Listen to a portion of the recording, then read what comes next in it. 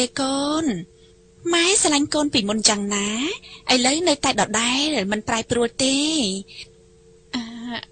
តែបោះបង់កំណត់នឹងចោលទៅកូនព្រះធីតាថ្កុលមីងទៅខ្ពស់ហួសឆ្ងាយពីលទ្ធភាពដែលកូនធ្វើបានហើយចង់ប្រឆាំងនឹងព្រេងវាសនាហើយដោយប្រយុទ្ធនឹងអ្វីដែលអត់រូបណាកូនអត់ទេវាធ្លាប់ជាកញ្ចេះយើងកូនមិនព្រមចាញ់វាទេមិនព្រមទេបានហើយកូនណែមិនមែនជារឿងរបស់ឯងទេកូនពុកថ្កុលមាសមានថ្ងៃនេះគឺដោយសារសេចក្តីល្អរបស់គេសេចក្តីល្អដ៏ខ្ពង់ខ្ពស់ជាគុណជាតិដ៏វិសាលបានហើយពុកទៅទេសនានៅរោងបានទៅកូនស្ដាប់ចូលទេ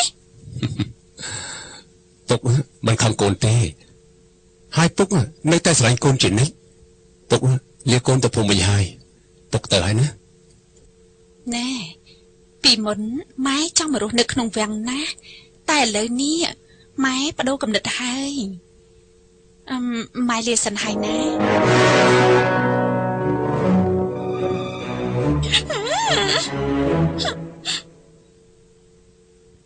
ឆោតផ្កាកូនម៉ែណែចង់ឃើញកូនដូចថ្កុលមានអញ្ចឹងណាកូនម៉ែចេញទៅ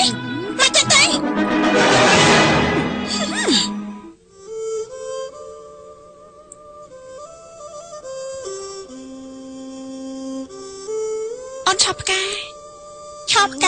ចង់មកប្រាប់ថាឆោតផ្កាទៅដែរព្រះមហាសីមានសវណ្ណីថាឲ្យឆោតផ្កាទៅដើម្បីបានជួយបម្រើព្រះកញ្ញាស្ងោយម្ចាស់បងទីគិយុស្វាមីបង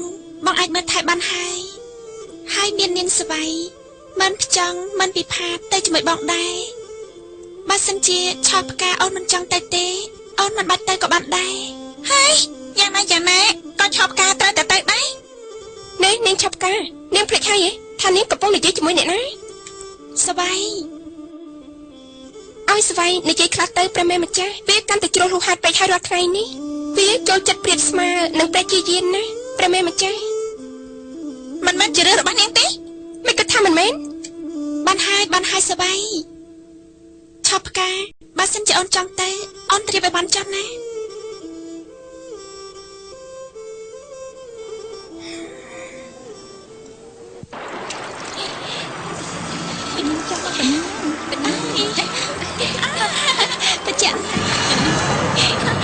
តិចទេព្រះនាង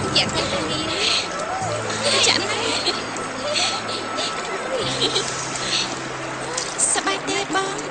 ចាក់បានណាតិចទេព្រះនាងព្រះមត្រាទឹកនេះតិចដល់ហើយមិនចង់មានសិទ្ធិទៅលេងខាងនោះទេក្រាបទូល